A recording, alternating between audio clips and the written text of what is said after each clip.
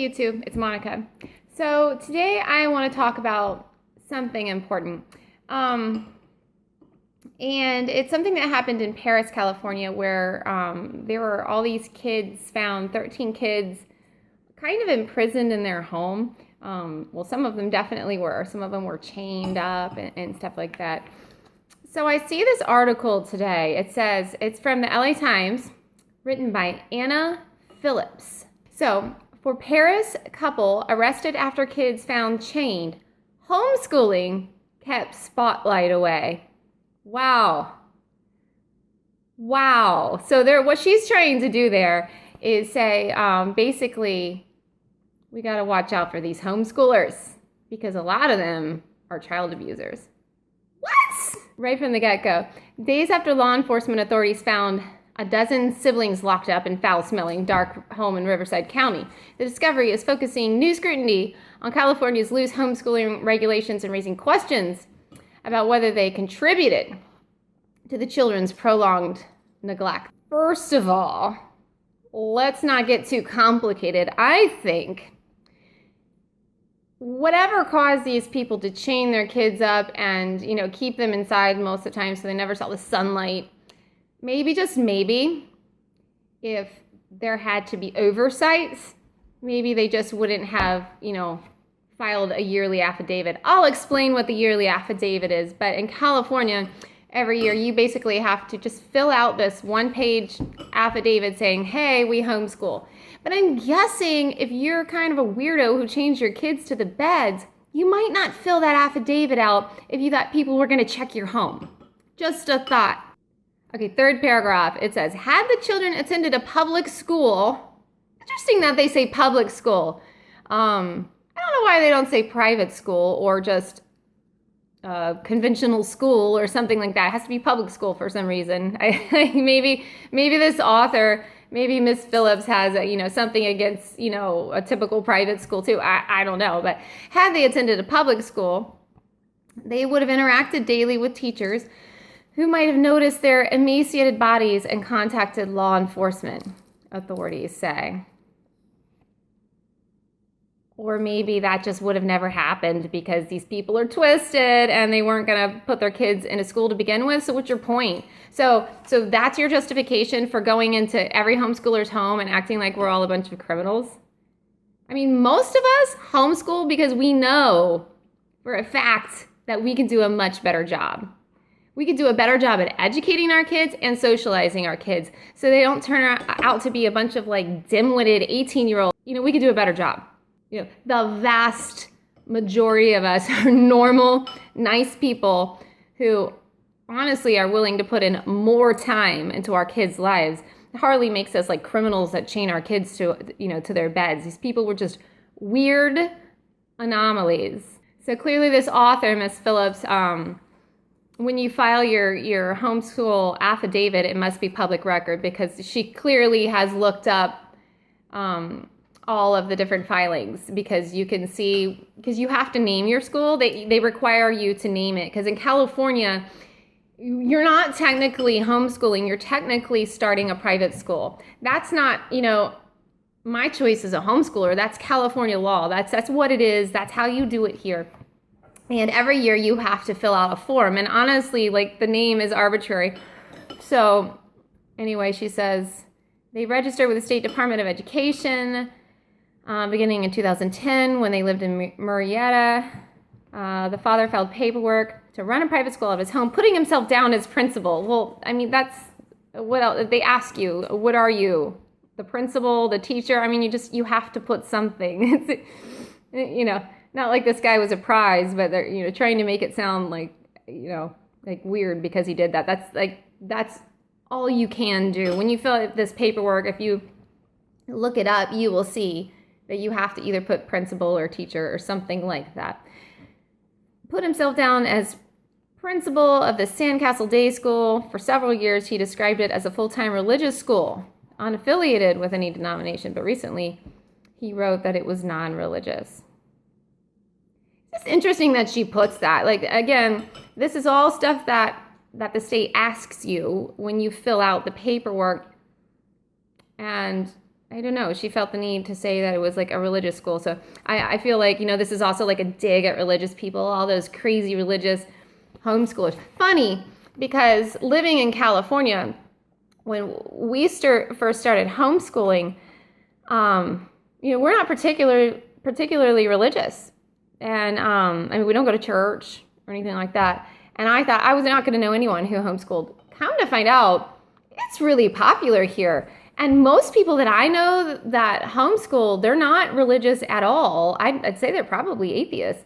So it's just interesting how she's trying to say those crazy Christian homeschoolers, first of all, like I said in the beginning, the vast majority of homeschoolers, like most of them, which includes a fair amount of Christians, because there are a fair amount of Christians in our country, are normal, nice people who love their children and are willing to work to educate their own children and to do a good job, right? And so it's like a dig at Christians. It's like, what's your problem, woman?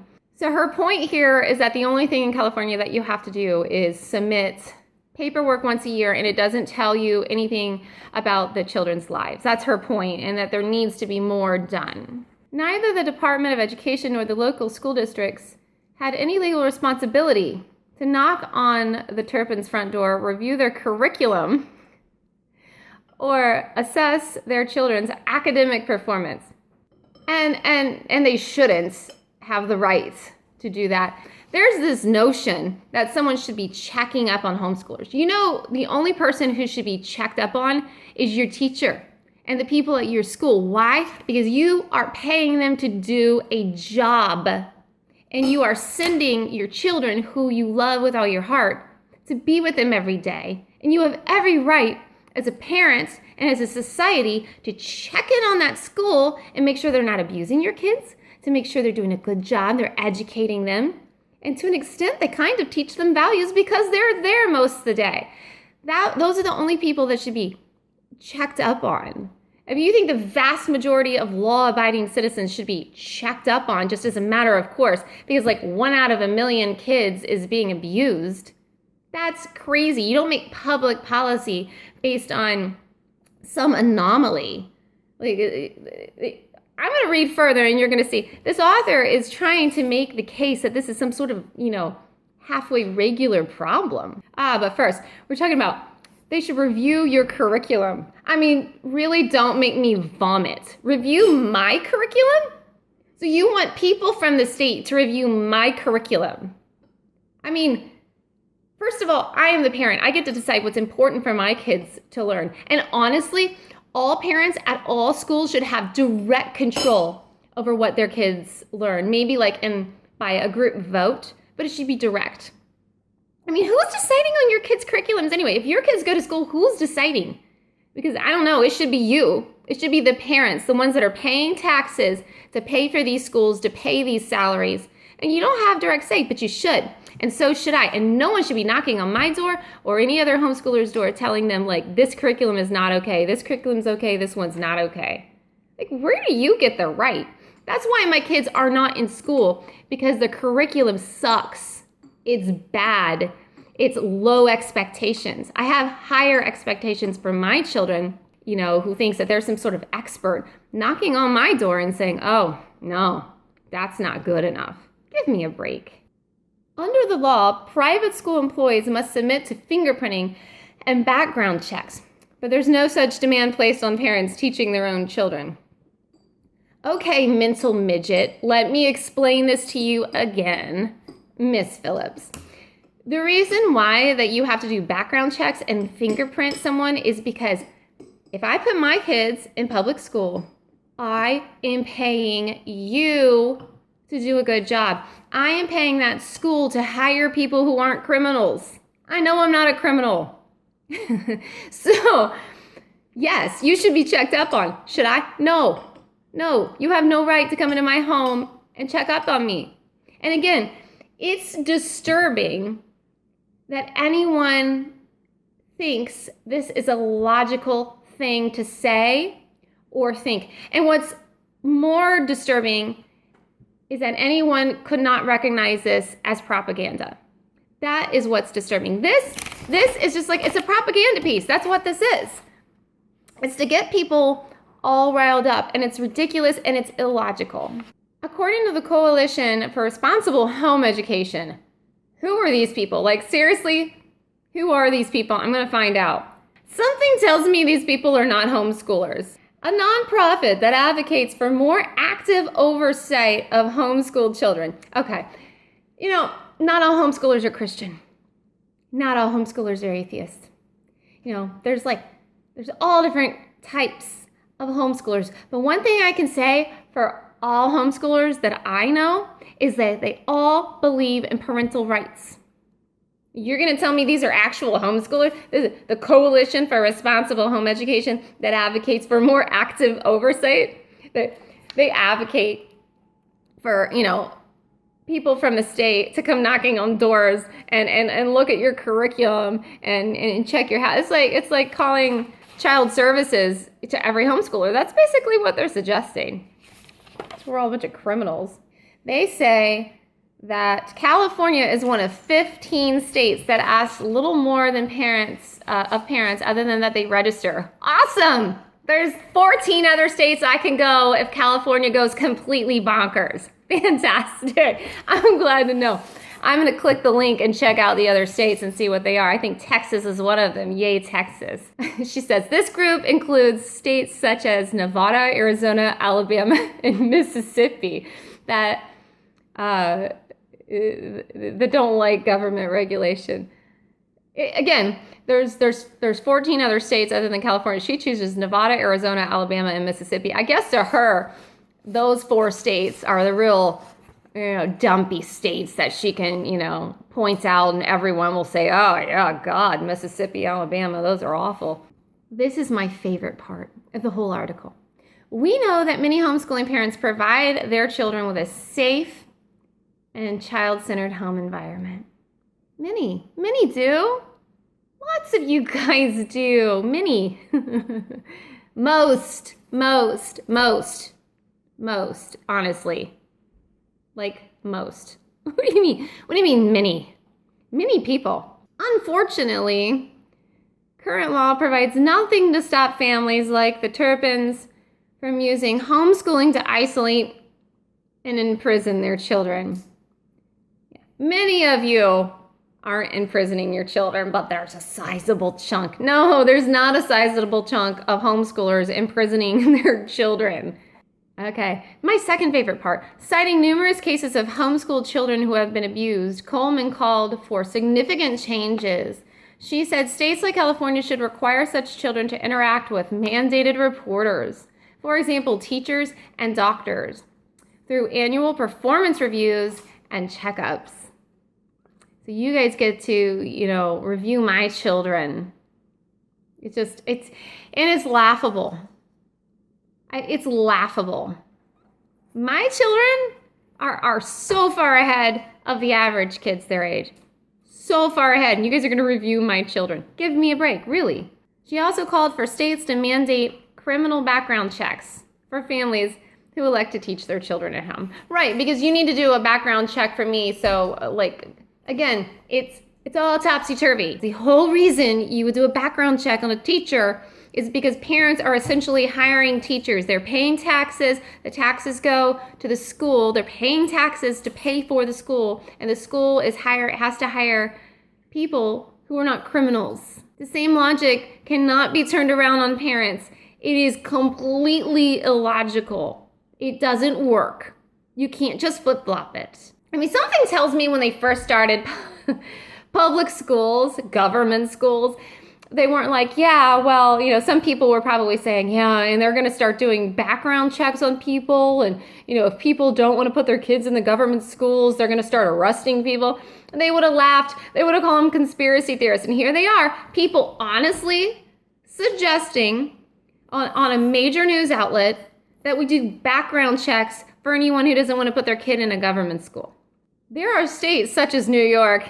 Yeah, I don't want to live in New York. Just saying that.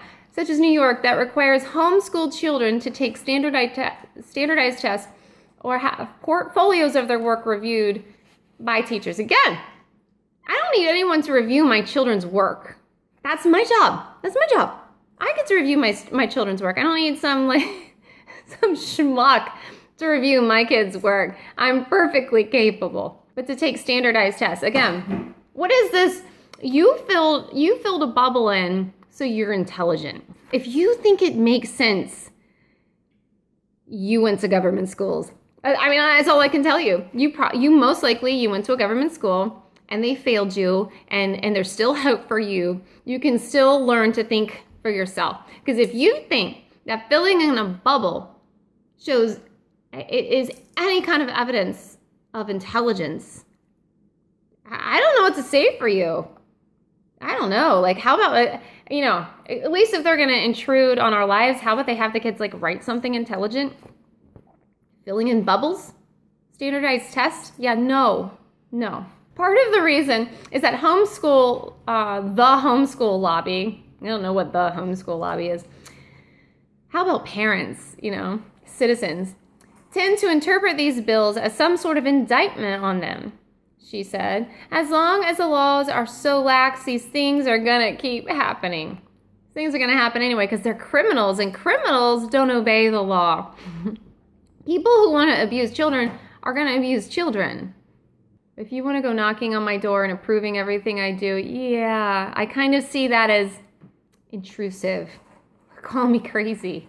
On Tuesday evening, Assemblyman Jose Medina. So if you're a homeschooler, please call Jose Medina, Medina. Actually, I'm going to put it in the comment section. I'm going to put his contact information. Please call this person. All he wants is votes. That's all he wants. He wants votes. And he needs to know that there's enough people disgusted with this that he will be a little bit afraid to suggest such a thing. Here's what he's going to do. He wants to released a statement saying that in response to the Turpin case, he's looking into, hopefully he just looks into and he stops there, proposing legislation to change the state's homeschooling law, though he did not say precisely how. Please call this guy. I mean, I'm sure he hasn't put a second thought into this. He just wants votes. It sounds good at the time because this stuff is in the news.